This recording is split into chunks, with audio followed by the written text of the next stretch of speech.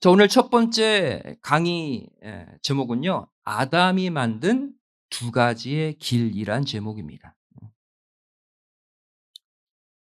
하나님의 말씀이 담겨져 있는 책이 성경이죠. 근데 이 성경은 창세기부터 요한계시록까지 총 66권으로 이루어져 있어요. 그 가운데 첫 번째 책인 창세기. 이 창세기는 천지창조와 인간의 타락, 또 타락한 인간을 구원하기 시작하는 내용이 창세기에 기록되어 있죠. 성경의 마지막 권인 성경은 계시록. 이 계시록은 마지막 최후 심판과 구원의 완성을 기록하고 있습니다. 창세기와 계시록, 성경의 첫 번째 권과 마지막 권. 거리적으로 너무 떨어져 있는 것처럼 보이죠.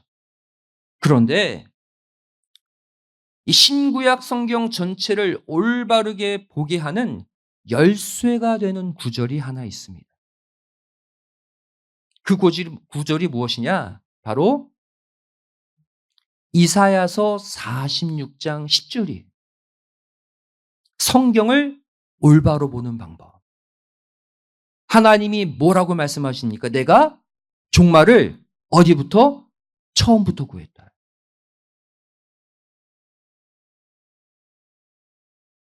종말을 처음 안에 이미 넣어 놓으셨대요. 자, 이 원리를 성경 해석에 적용해 보면 어떻게 될까요? 성경의 마지막 권인 요한계시록을 풀 수 있는 열쇠가 어디에 들어있다? 창세기에 들어있다. 창세기와 요한계시록이 멀리 떨어진 상관없는 성경 같은데 아니라는 거예요. 계시록이 어디 안에 들어있다? 창세기 안에 들어있다.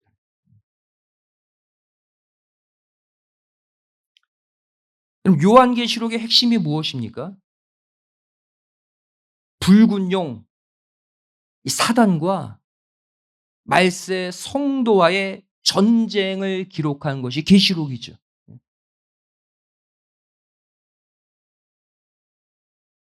이 흐름을 압축해서 담아놓고 있는 것이 바로 창세기 안에 붙어 있는 창세기 4장 가인의 족보와 창세기 5장 셋의 족보예요.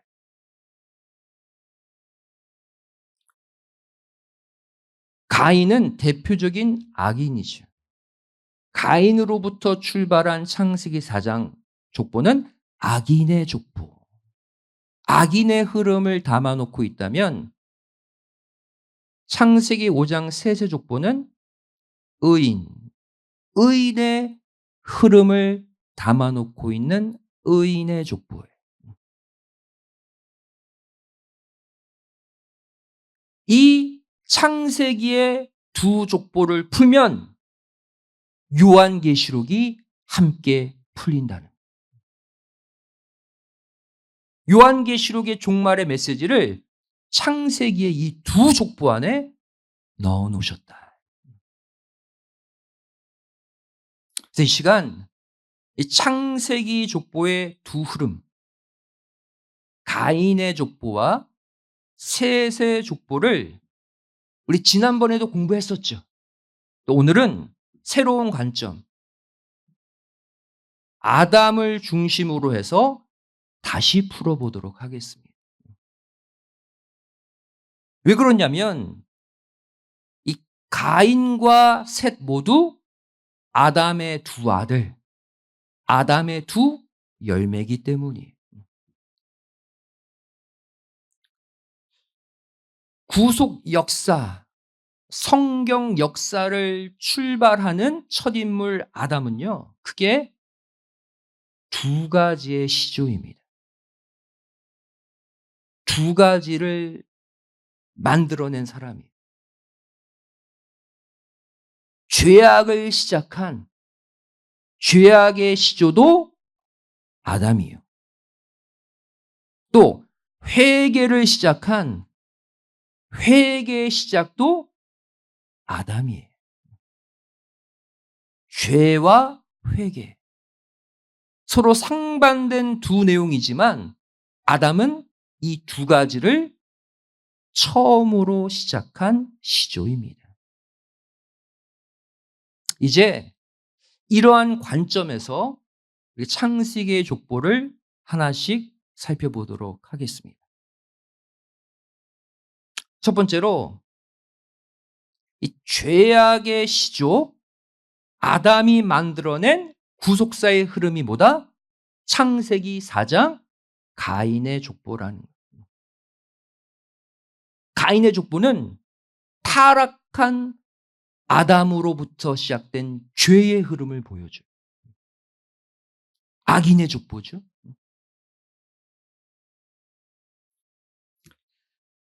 자, 아담이 선악과를 먹고 타락했습니다. 우리가 다 알고 있는 사건이죠. 그런데 타락한 아담이 맺은 첫 번째 죄악의 열매가 무엇일까요? 바로 아담의 두 아들 가운데 장자 가인이 동생 아벨을 쳐 죽인 살인 사건이 타락한 아담이 맺은 첫 열매. 죄의 대가, 죄의 열매가 살인입니다. 그것도 자기 가정 안에서 자기의 아들이 또 다른 아들을 죽이는 가족 안의 살인 사건. 이 끔찍한 사건이 타락한 아담의 첫 죄의 열매.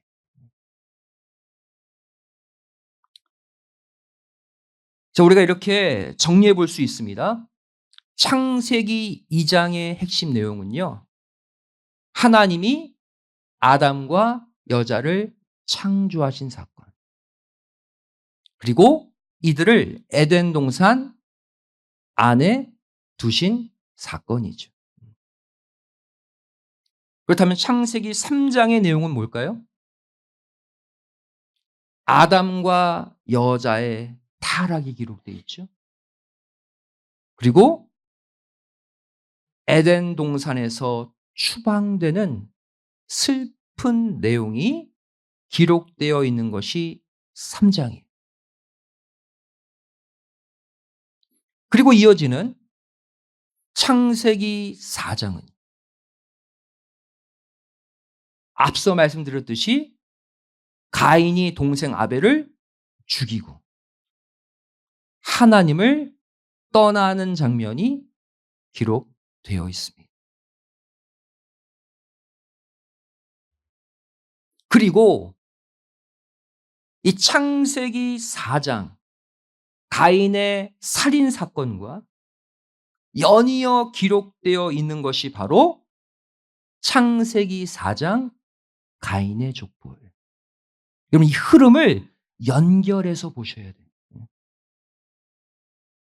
창세기 4장 가인의 족보는 아담의 타락과 가인의 범죄와 그로 인해 만들어진 악인의 흐름, 이것이 가인의 족보예요. 자, 보겠습니다.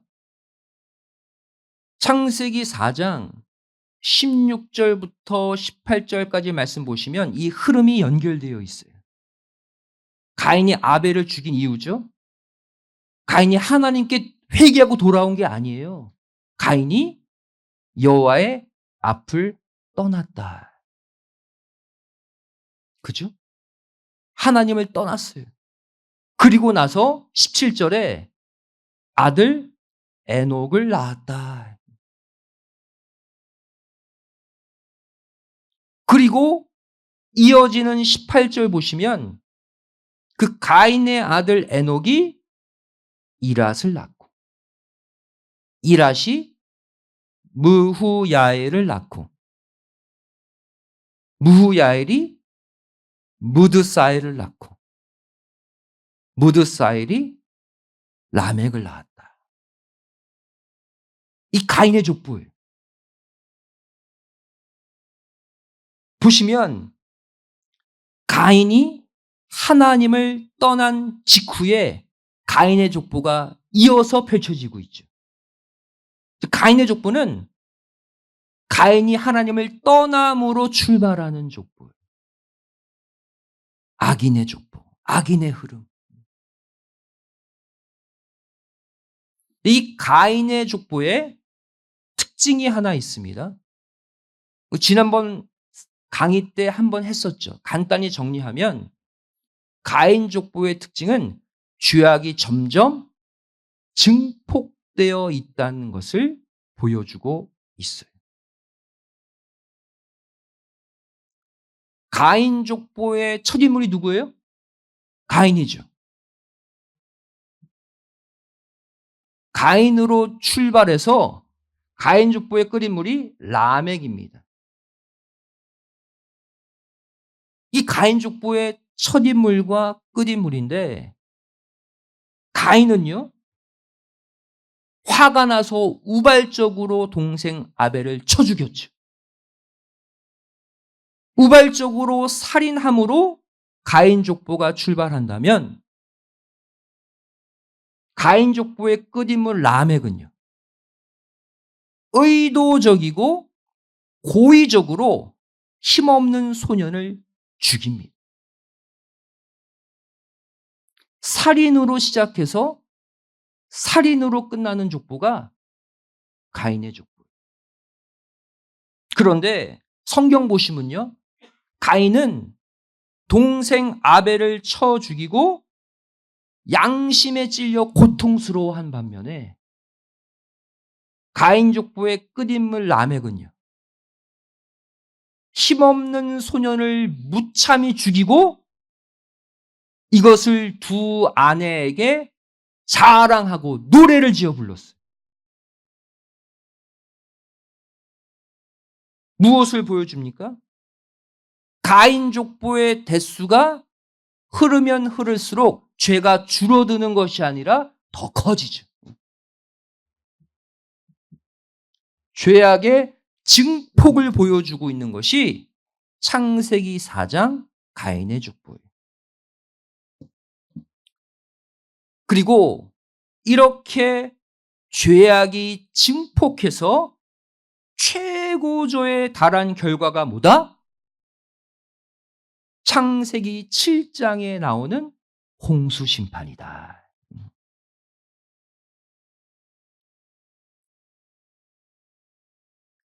여러분, 창세기의 사건들인데 모아보면 구속사의 흐름이 보입니다. 정리해 볼게요. 창세기 3장은 아담의 타락이죠.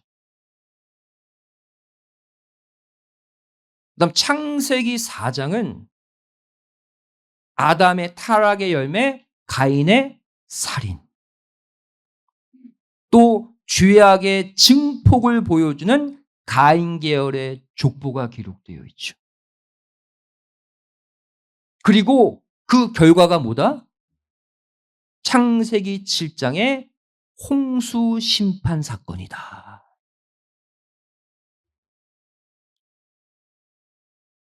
이것이 하나의 흐름이에요. 타락,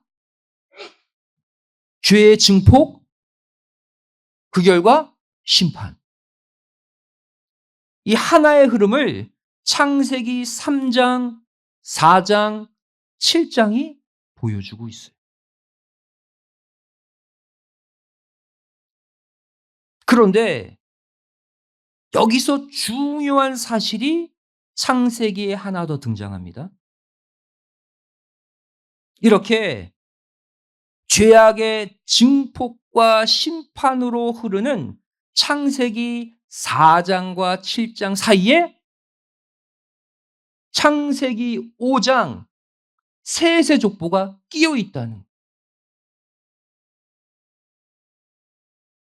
셋의 족보는 의인의 족보라고 그랬죠.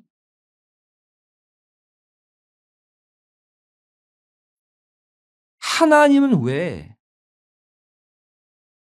성경 전체 시작부터 종말까지를 이 창세기에 집어넣어 놓으시면서 가인의 족보, 죄악의 증폭과 홍수 심판을 바로 연결하지 않고 왜 그 사이에 셋의 족보를 끼워 놓으셨을까요? 이것은 아담이 만든 또 하나의 구속사적 흐름이 있다는 것을 보여주시기 위함이라는 거예요.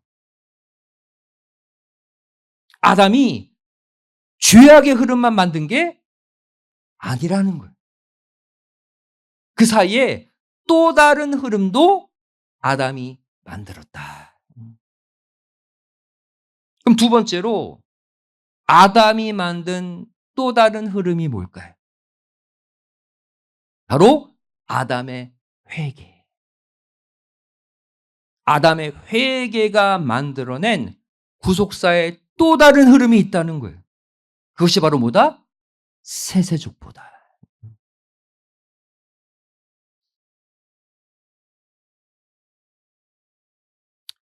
여러분 보통 아담 하면 어떤 생각이 드십니까?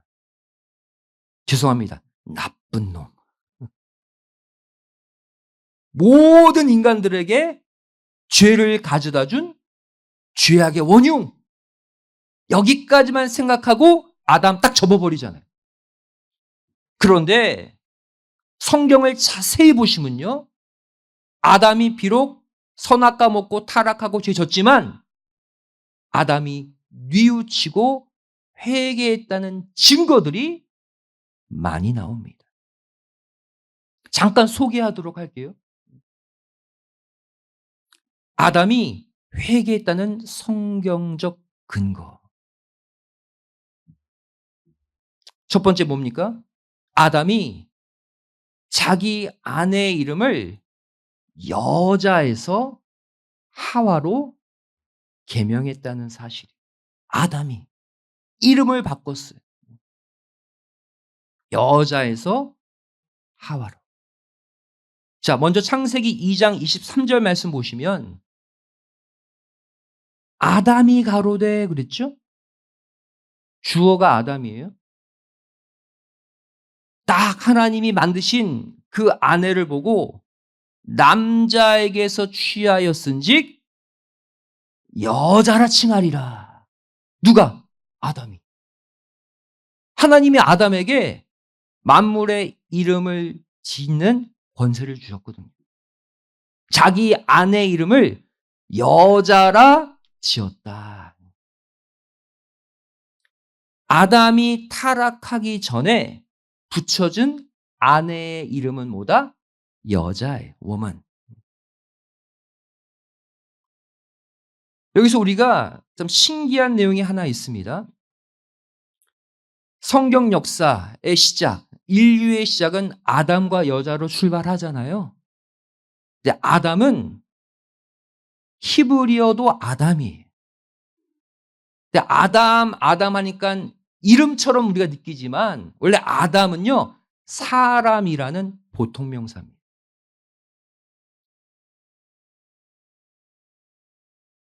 여자는 히브리어로 이샤예요. 여자라는 뜻의 보통 명사예요.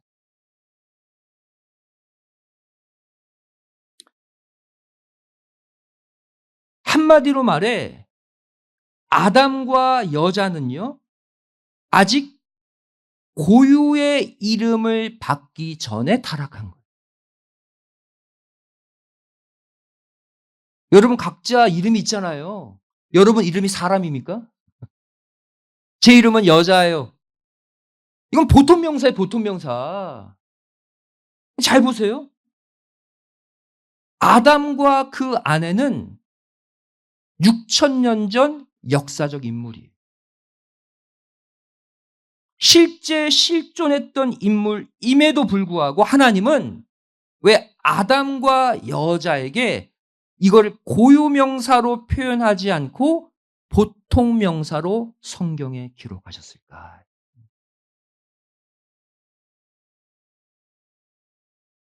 인류의 시조 이 커플을 보통 명사로 표현하신 이유가 있어요.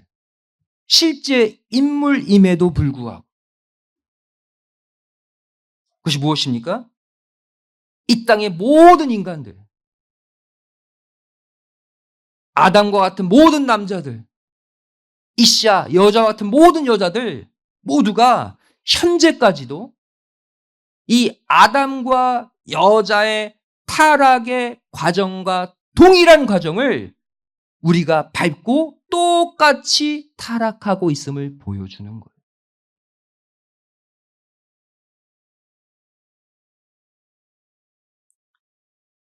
로마서 5장 12절이 이것을 보여주고 있죠. 이러므로 한 사람으로 말미암아 죄가 세상에 들어왔다. 또 죄로 말미암아 죽음, 사망이 왔다.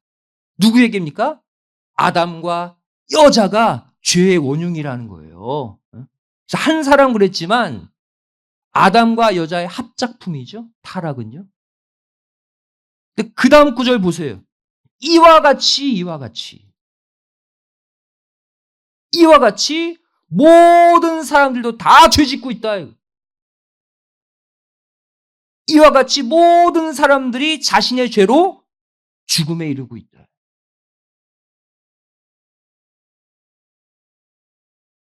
바로 타락의 일반화를 로마서 5장 12절은 말씀하고 있어요. 한마디로 말해 6천 년 전 이 아담과 여자의 타락으로 우리가 억울하게 죄인이 된 게 아니라는 거예요. 모두 그러죠. 아담 때문에 내가 죄인이라고. 아닙니다. 아담보다 더 죄짓고 사는 자들이 저와 여러분이에요. 이거 보여주시려고 6천 년 전 실존 인물인 이 두 사람을 보통 명사 남자와 여자로 표현한 거예요. 왜? 우리도 아담과 여자처럼 똑같이 하나님 말씀에 불순종해서 타락해서 죄 지으며 살고 있음을 보여주기 위해서. 이해되시죠? 그러니까 한마디로 아담과 여자, 남자와 여자 이 보통 명사에 각자 이름을 집어넣으라는 거예요. 나의 이야기로 보시라는 거예요. 그것이 바로 이 아담의 타락 사건의 진짜 메시지입니다. 그런데 여기서 끝나면 소망이 없죠.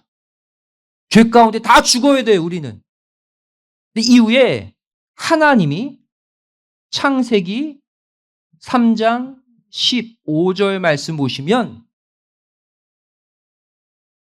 여자의 후손을 보내어서 인류를 구원하시겠다라는 메시아의 메시지를 주십니다. 여자의 후손, 예수님을 말하거든요. 예수님을 한마디로 보내서 이 죄를 다 처분하고 구원하겠다. 메시지를 바로 주셔요. 이 여자의 후손, 메시아의 메시지를 들은 다음에 아담의 태도가 바뀝니다. 보겠습니다. 창세기 3장 20절 말씀 보시면 아담이 이 메시지를 들은 다음에 아내의 이름을 바꿔요. 이번에도 아담이 바꿉니다. 그 아내의 이름을 이전에는 여자였잖아요. 무엇이라? 하와라 불렀다. 그 뜻은 모든 산자의 어미란 뜻이.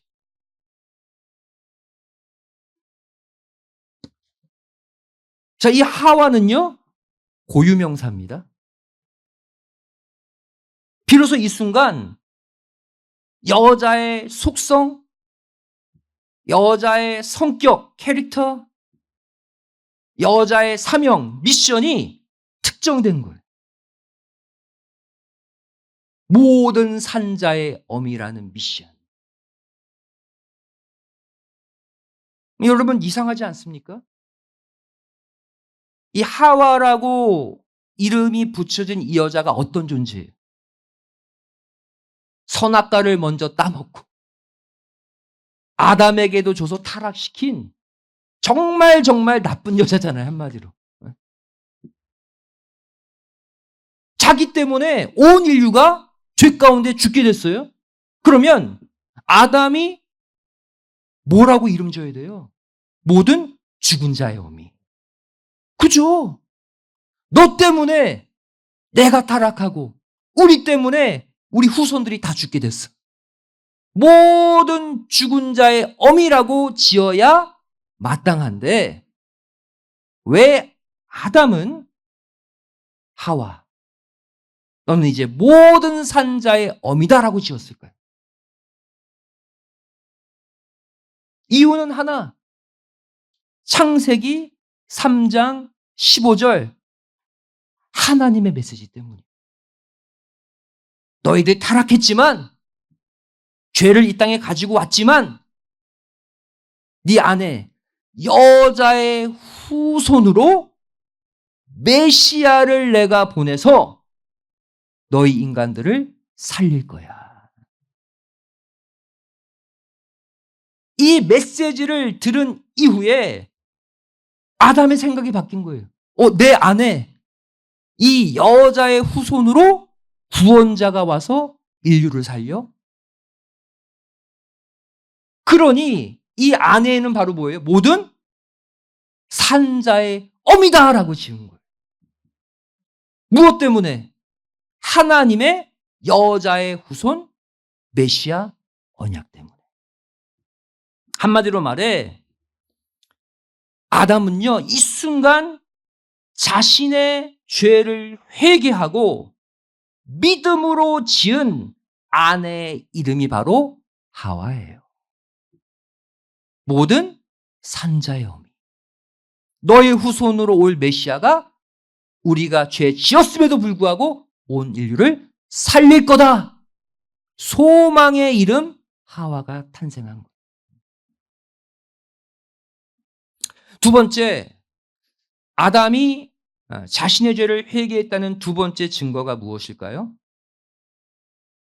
하나님은 아담과 하와에게 가죽옷을 지어 입히셨다는 사실입니다. 가죽옷. 창세기 3장 21절에 기록되어 있죠. 누가 지어서 입히셨어요?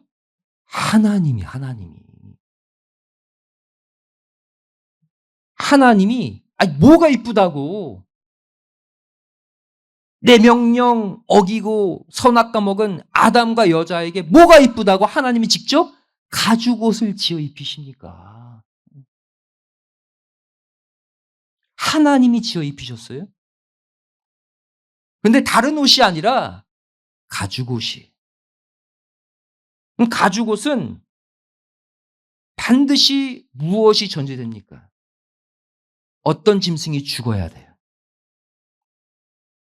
살아있는 짐승이 죽어야지만 얻을 수 있는 옷이 가죽옷이. 하필이면 이 옷을 지어 입히셨어요.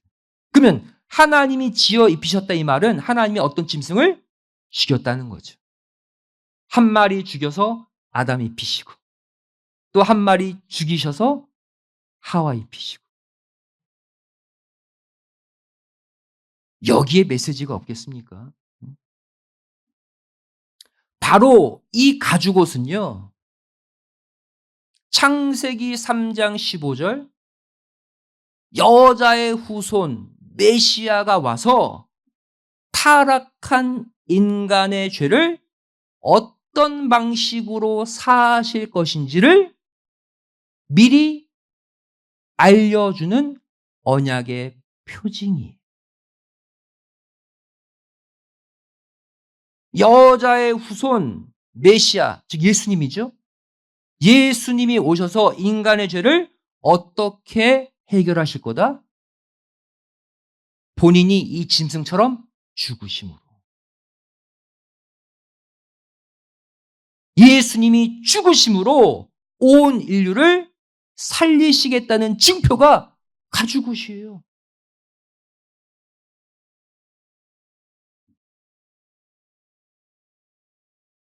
한마디로 이 가죽옷은요, 지금 죄로 인해 부끄러워하는 아담과 하와를 덮어주죠. 그렇듯이 훗날 오실 여자의 후손 예수님도 스스로를 십자가에서 죽임으로 우리 죄를 덮어주시는 방식으로 죄사함을 이루실 것이다 라는 구체적인 속죄의 방법을 보여주고 있는 거예요. 죄사함의 방식이 뭐라고요? 예수님이 십자가에 죽어서 우리 죄를 없애주시는 게 아니라 덕지덕지 죄를 붙이고 있는 우리의 죄를 덮어서 가려주시겠다는 거예요. 여러분이 죄 사함의 원리, 가죽옷의 은혜를 다윗이 노래했습니다. 시편 32편 1절 말씀 보시면 다윗의 마스길이죠. 다윗이 지은 시예요.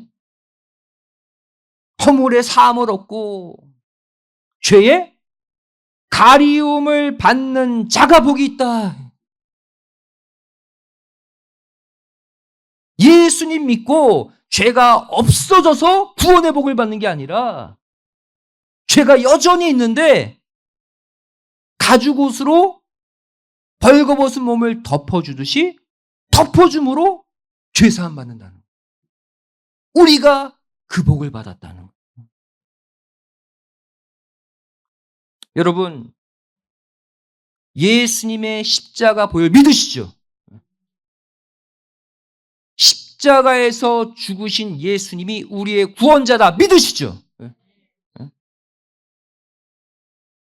그럼 믿었다고 여러분 속에 죄가 다 사라졌습니까? 진짜 하나도 없어요, 여러분 속에? 있잖아요.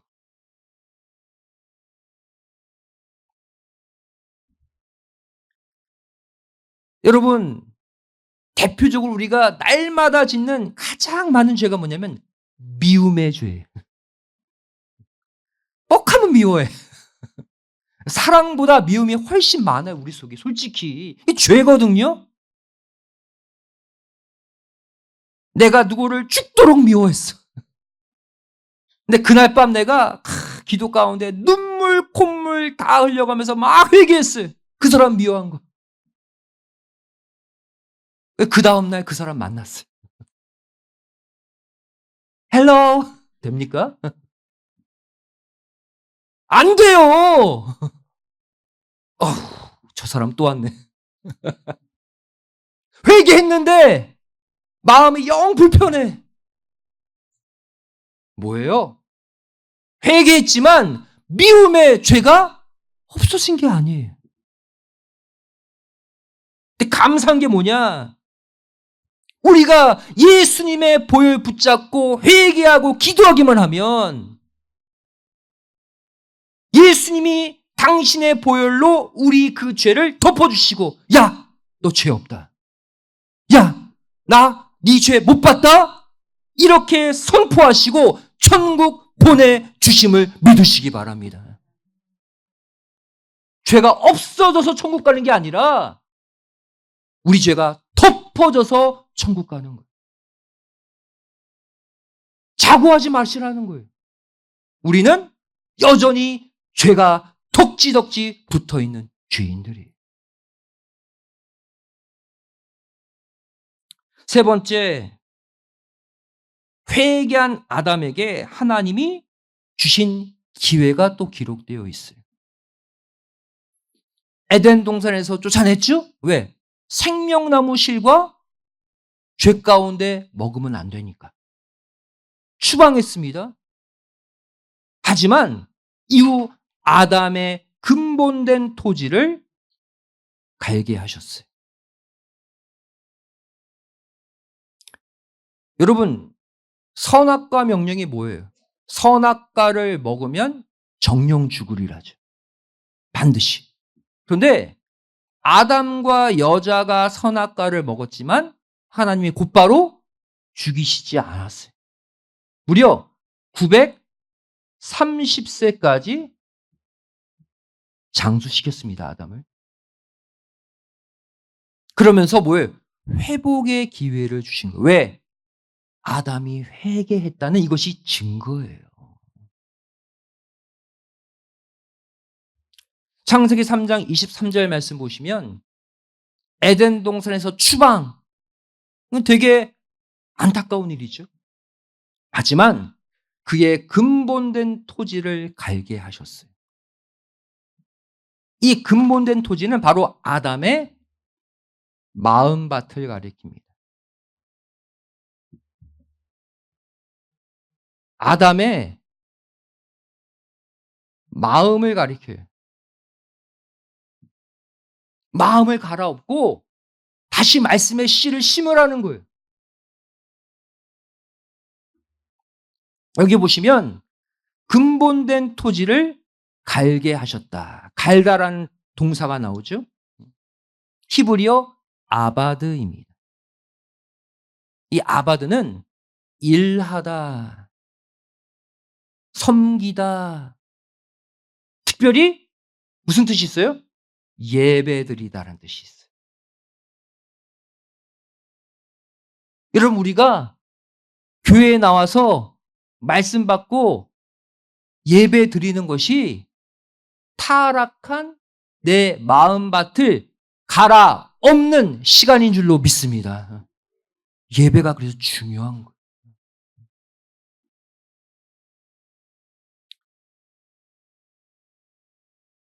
회개한 아담과 하와에게 하나님은 예배를 드리게 하시면서 마음밭에 있는 죄악의 가시덤불을 제거하게 하신 거예요. 아담이 회개하고 뉘우치지 않았다면 이러한 기회를 안 주셨겠죠. 따라서 그 다음 장 창세기 4장에 가면 바로 뭐가 나옵니까? 아담의 두 아들 가인과 아벨이 뭐 하는 장면이 나와요? 가장 먼저 하나님께 제사 드리는 장면이 그래서 나오는 거예요. 제사가 예배잖아요. 이들이 누구에게서 배웠겠습니까? 바로 아담의 히브리어 아바드. 예배, 제사 드리면서 속죄했던 그 모습을 배워서 가인과 아벨이 창세기 4장에서 제사 드린 거예요. 자, 정리해 보겠습니다. 아담의 타락, 또 그 열매 가인의 동생 아벨의 살인 사건, 또 가인을 조상으로 한 악인의 족보, 그리고 그 결과 이루어진 홍수 심판. 근데 그 사이에 끼어 있는 의인의 족보, 셋의 족보.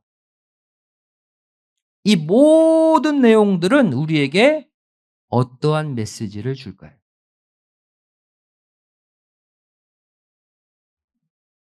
먼저 아담의 타락으로 인해 생겨난 불신앙의 흐름 가운데. 이게 뭐예요? 창세기 4장 가인의 족보죠. 기본 베이스가 아담 타락 후 죄인의 흐름이, 악의 흐름이 펼쳐졌어요. 그런데 또 이후에 아담의 회개를 통해 생겨난 신앙의 또 다른 흐름이 등장했다. 이게 바로 뭐예요? 창세기 5장의 세세족보. 그 결과가 뭐다? 심판과 구원의 역사로 구속사가 끝날 것이다. 무엇이 보여져요? 창세기 7장 홍수 심판과 거기서 방주 타고 구원받은 노아의 가족. 이것이 보여주고 있죠. 다 죽은 게 아니잖아요. 세세족보의 노아의 가족 8명은 구원받았잖아요.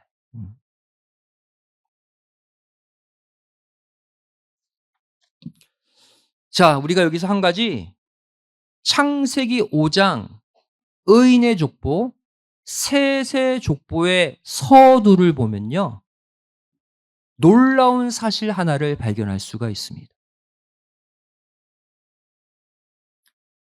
창세기 5장 1절부터 3절이 세세족보의 시작 부분이거든요. 근데 뭐가 되게 많이 기록되어 있어요. 족보 시작 전에. 이게 서론. 아담 자손의 계보가 이러하니라.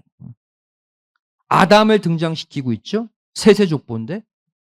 그리고 하나님이 사람을 창조하실 때에 하나님의 형상대로 지으시되 남자와 여자를 창조하셨다. 어디서 많이 본 구절이죠. 창세기 1장 27절. 본래 선한 인간, 본래적 인간 창조할 때 그 구절을 여기다 갖다 붙이고 있어요.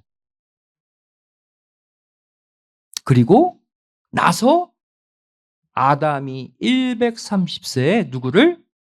셋을 낳았다. 이렇게 기록하고 있습니다. 자, 여기서 이상한 점을 발견하셨습니까?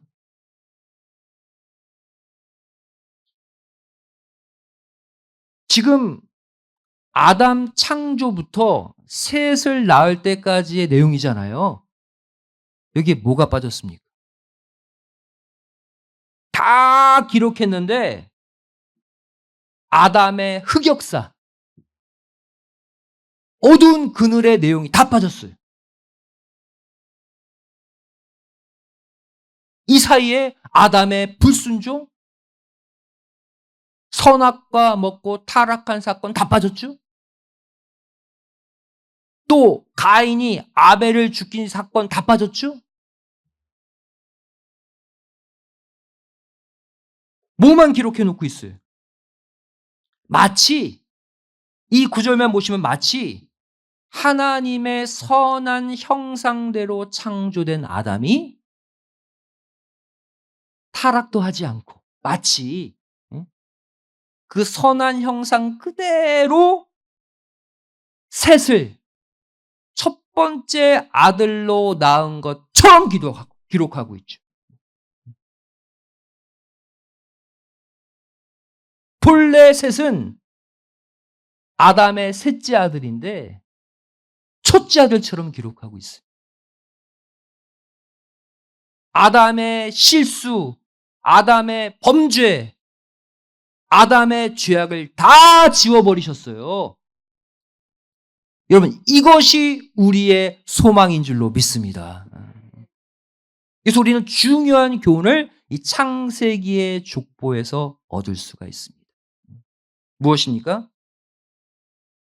우리가 아무리 크게 실패하고 아무리 큰 죄를 지어도 뭐하기만 하면 온전한 회개입니다.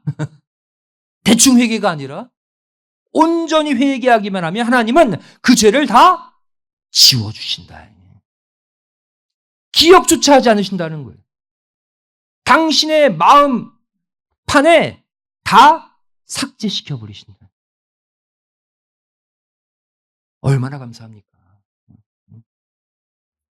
창세기 5장 1절부터 3절 아까 그 말씀 보세요.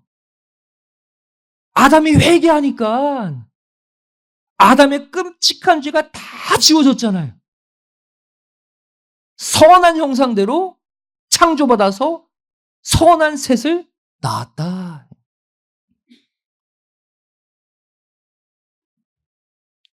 세상에 이런 아버지가 어디 있습니까? 우리 육신의 아버지도 우리 밉다고 꿀밤 때리고 하잖아요. 하나님 말이 우리의 진짜 아버지, 최고의 아버지인 줄로 믿습니다. 이쪽 에어컨 좀 조절해 주세요. 좀 추우신 것 같은데.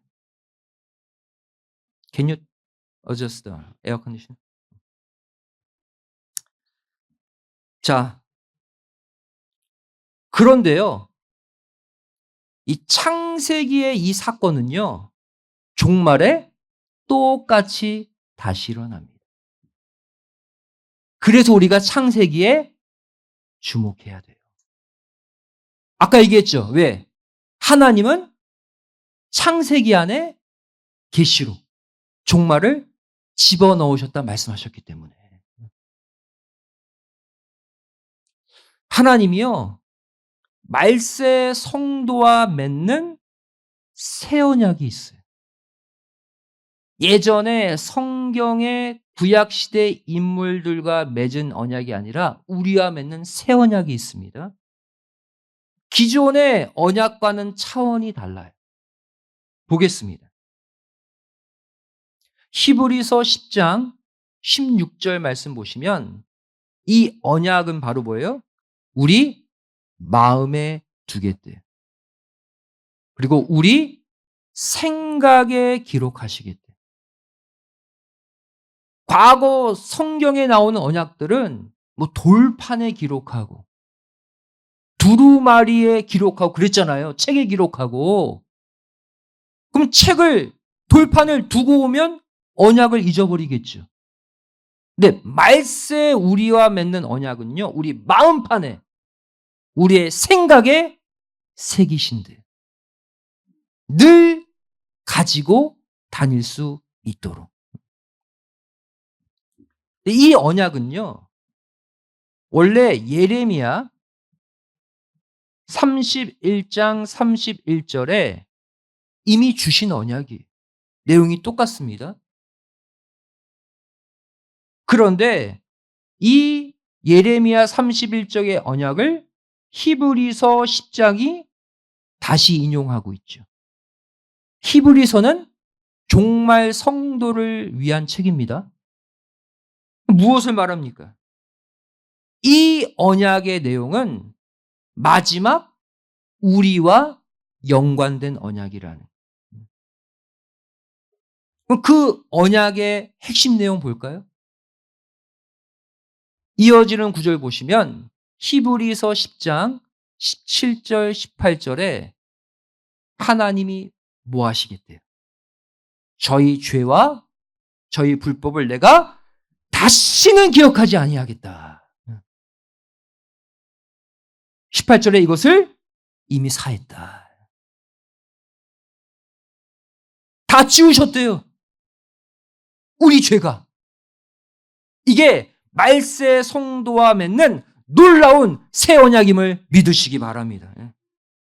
창세기 5장 1절부터 3절의 내용처럼 우리가 회개한 죄를 하나님은 싹싹 지워버리시고 우리를 마지막 생명책 족보에 기록해 놓으신다는 것을 믿으시기 바랍니다. 창세기의 그 역사가 오늘 종말 성도 우리에게 재현돼요.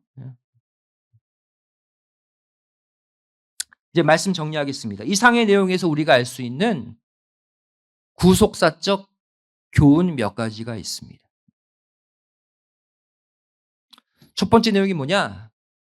악인의 역사는 의인의 역사보다 항상 더 빠르다. 더 먼저 움직인다는 심각한 교훈을 주고 있어요.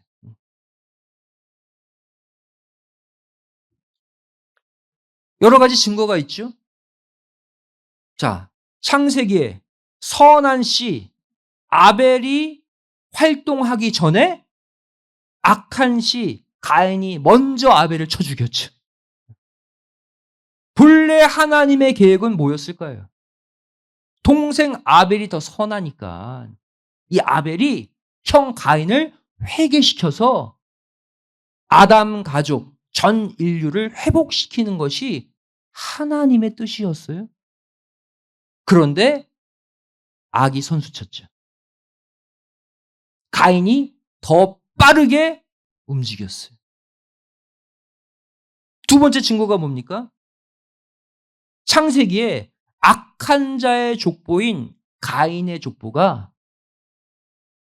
선한 자들의 족보, 셋의 족보보다 앞에 기록되어 있잖아요.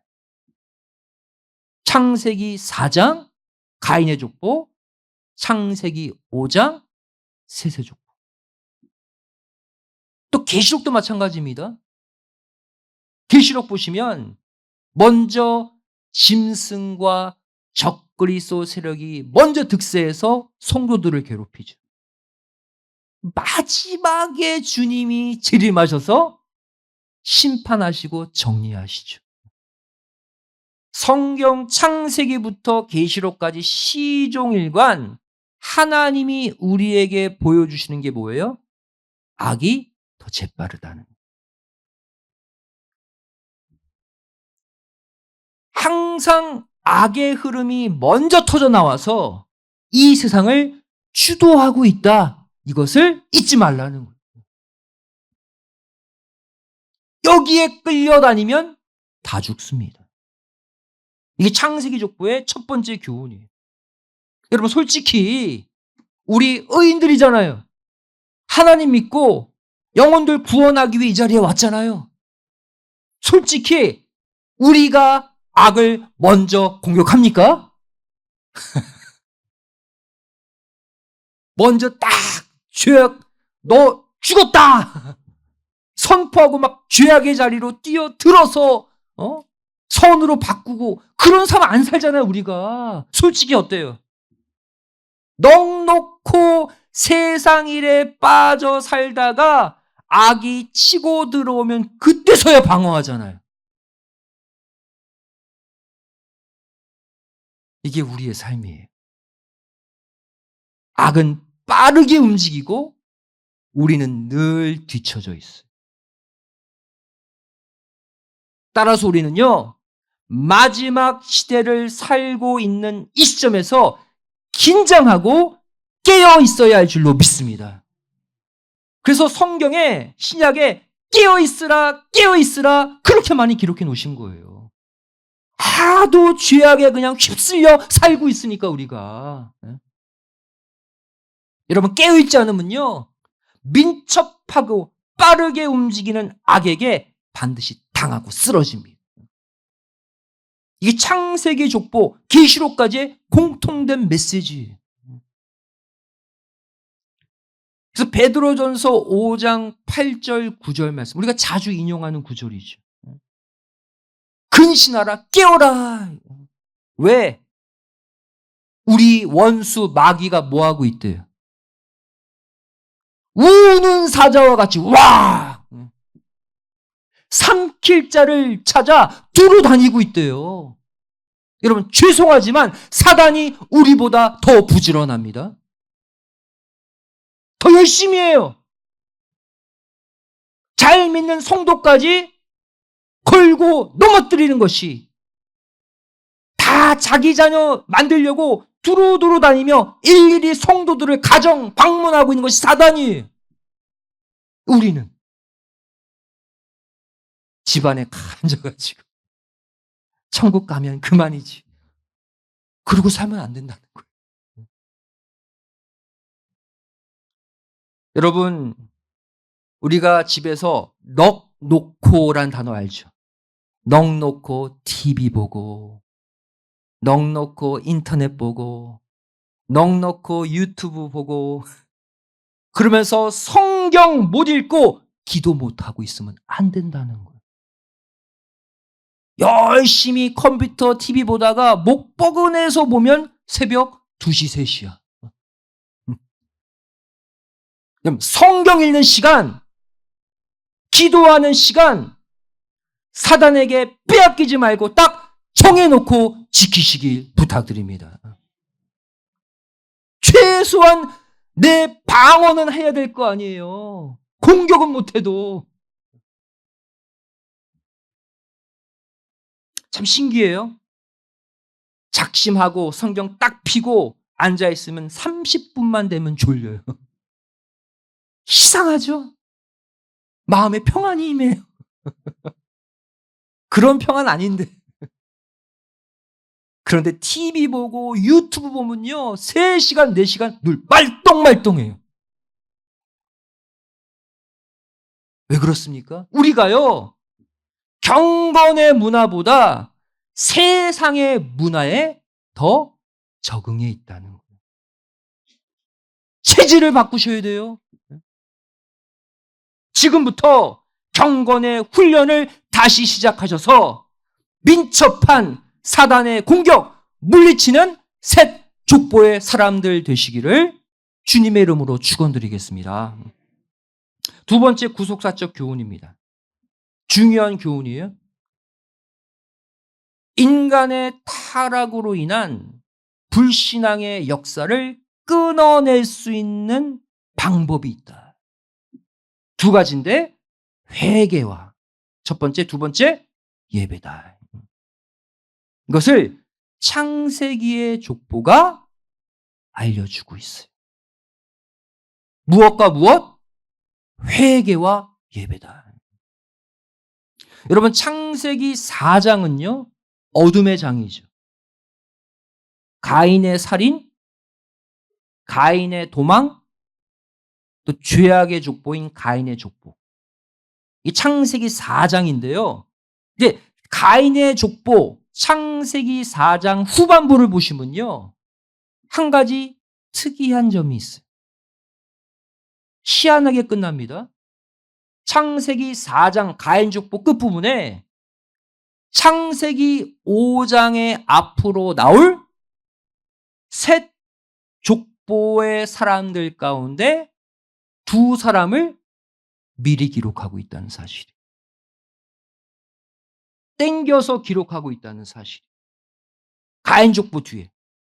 보겠습니다. 창세기 4장 25절. 가인 족보는 끝났어요. 그런데 갑자기 아담이 다시 아내와 동침해서 셋을 낳았다.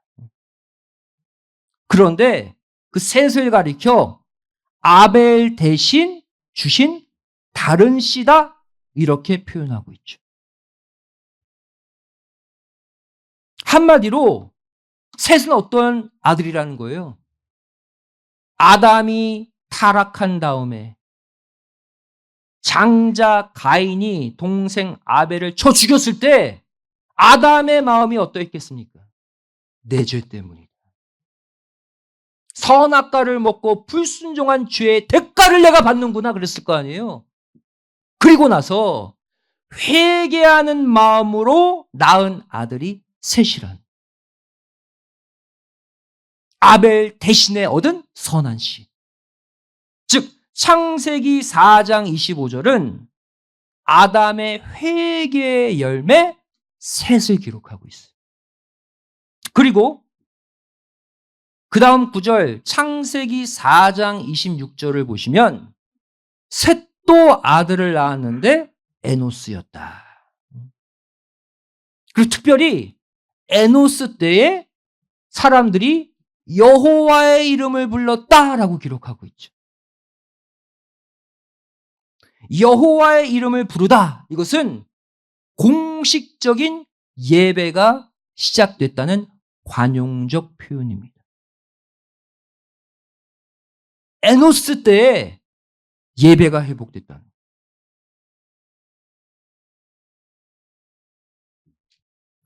이 두 인물을 창세기 4장 어울리지 않는 가인 족보 뒤에 이 두 사람을 붙여놨어요. 그리고 창세기 5장에 가서 셋계열 족보에서 이 셋과 에노스를 정상적으로 다시 기록합니다. 원래는 창세기 5장에 기록돼야 돼요. 보겠습니다. 창세기 5장 3절에 셋의 족보죠. 아담이 130세에 셋을 낳았다. 또 창세기 5장 6절에 셋은 105세에 에노스를 낳았다. 여기에 들어가야 될 이름이에요, 원래.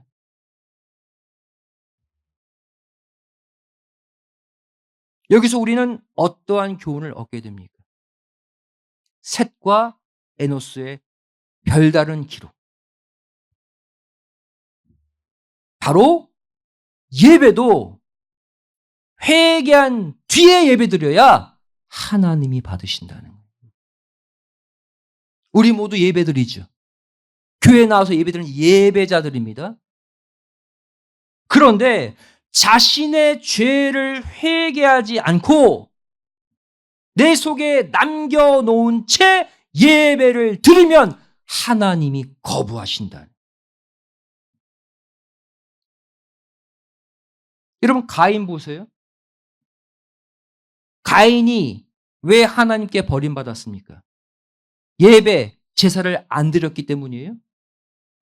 예배 드렸어요. 무엇이 문제예요? 자신의 죄를 회개하지 않고 드렸어요. 그 결과 그 예배를 하나님이 거부하셨고, 그 결과 가인이 선한 동생 아벨을 죽인 거예요.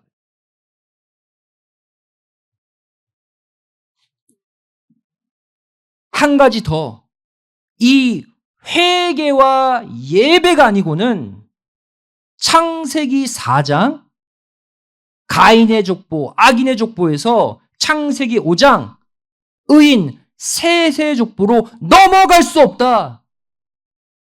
이것을 보여주시기 위해 셋과 에노스를 딱 떼어서 창세기 4장 족보와 5장 족보 사이에 한 번 더 집어넣은 거예요. 가인의 족보의 삶에서 셋의 족보의 삶으로 옮겨 타려면 회개하고 예배 잘 드리라. 예수님도 이 창세기의 메시지를 말씀하셨습니다. 마태복음 5장 23절, 24절 말씀이죠. 그 말씀이에요. 그러므로 예물을 제단에 드리다가, 예배 드리는 걸 얘기하죠. 형제에게 원망 들을 만한 일이 있는 줄 생각나거든. 네 속에 죄가 있는 걸 깨닫거든. 예물을 제단 앞에 두고 뭐예요? 예배 드리기에 앞서 가서 형제와 화목하라. 먼저 죄를 처리하라. 그리고 와서 예배 드리라. 성경은 일맥합니다. 창세기의 메시지를 예수님이 그대로 가지고 와서 말씀하시는 거 보세요. 여기도 형제 미움의 죄. 미움의 죄가 얼마나 큰지 예수님도 딱 이 죄를 예로 들으셨어요. 그래야 가인의 족보, 악인의 족보에서 셋의 족보, 의인의 족보로 옮겨 탈 수 있다.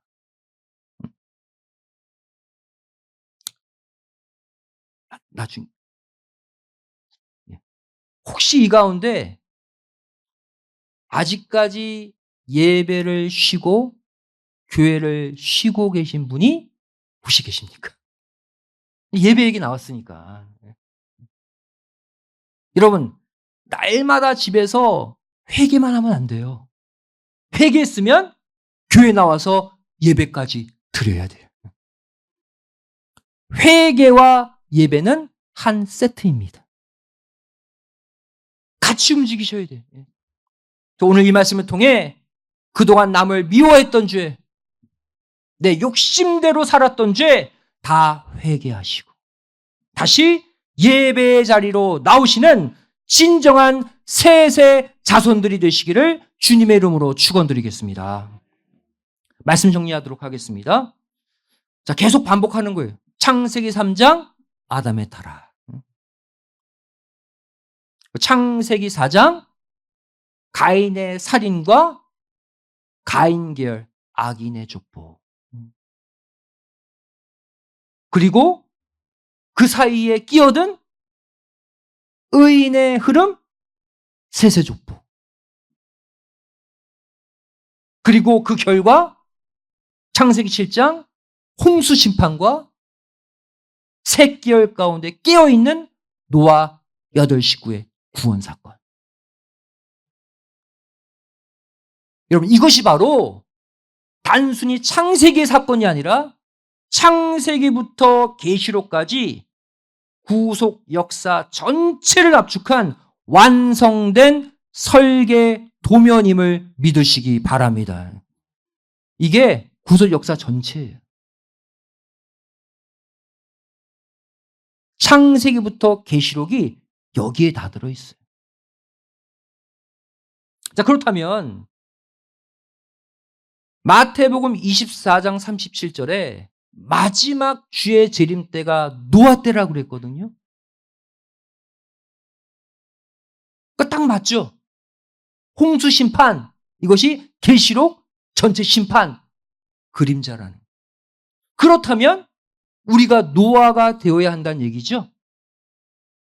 그렇다면 우리도 노아처럼 우리가 지어야 될 믿음의 방주 있다는 얘기죠. 그럼 오늘날 우리가 노아가 되어 지어야 할 믿음의 방주는 무엇일까?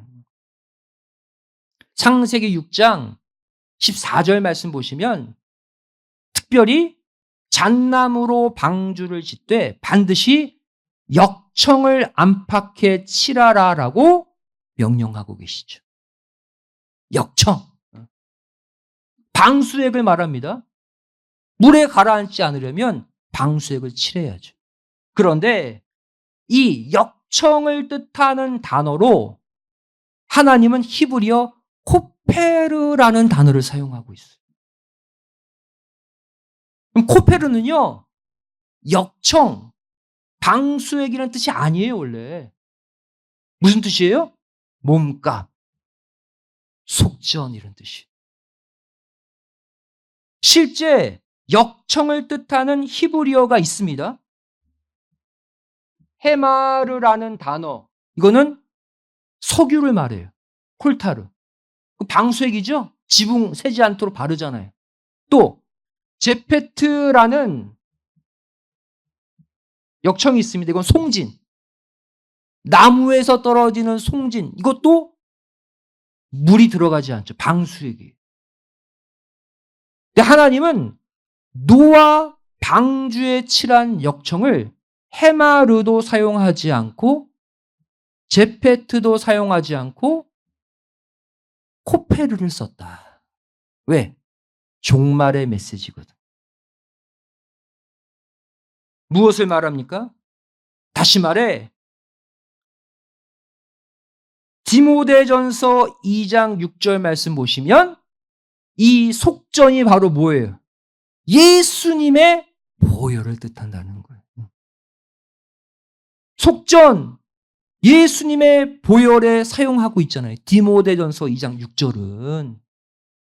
즉 예수 그리스도의 보배로운 피로 내 믿음의 방주 안팎을 듬뿍 칠해야 죄악의 홍수에 침몰되지 않음을 믿으시기 바랍니다. 결국 나의 노력이 아니라 예수님의 십자가 보혈이 아니면 마지막 방주 사건에서 탈락된다는 거예요. 이제부터 세상 죄악의 유혹을 받을 때마다 처음부터 종말을 구해놓은 창세기의 족보, 이 구속사의 도면, 특별히 창세기 3장부터 7장 다시 꺼내 드시는 가운데 셋개월의 회개생활, 셋개월의 예배생활로 마지막 순간 가라앉지 않는 믿음의 방주를 타고 반드시 천국에 입성하는 모두가 되시기를 주님의 이름으로 간절히 축원드리겠습니다. 기도하시겠습니다. 고맙고 감사하신 살아계신 아버지 하나님, 저희를 마지막 종말 요한계시록을 담아놓은 창세기의 족보, 창세기 4장 족보와 5장 족보를 통해 다시 한번 마지막 종말의 때를 준비할 수 있는 지혜를 허락해 주심에 진심으로 감사드립니다. 저희를 매주 교회에 나와 예배 드리며 살지만 혹여나 회개 없는 예배, 가인의 예배를 드린 적이 없습니까? 만일 그러했다면 이 시간 용서하여 주시고 미움의 죄, 욕심의 죄 다 회개하고 다시 엎드려 예배드림으로 말미암아 창세기 4장 가인의 족보에서 창세기 5장 셋의 족보로 올라타는 믿음의 삶을 살게 하여 주시옵소서. 우는 사자와 같이 삼킬 자를 찾아다니는 사단마귀와 대적할 수 있는 말씀의 힘, 기도의 힘, 예배의 힘을 주시어서 저를 죄악과 싸워 나아가는 승리의 삶을 살게 하여 주시옵소서. 이후에 두 번째 강의 때까지도 우리의 마음 붙들어 주시고 우리에게 깨닫길 원하시는 많은 것들을 허락해 주실 줄 믿사오며 사랑 많으신 예수님의 이름으로 기도드리옵나이다. 아멘. 함께 기도했습니다.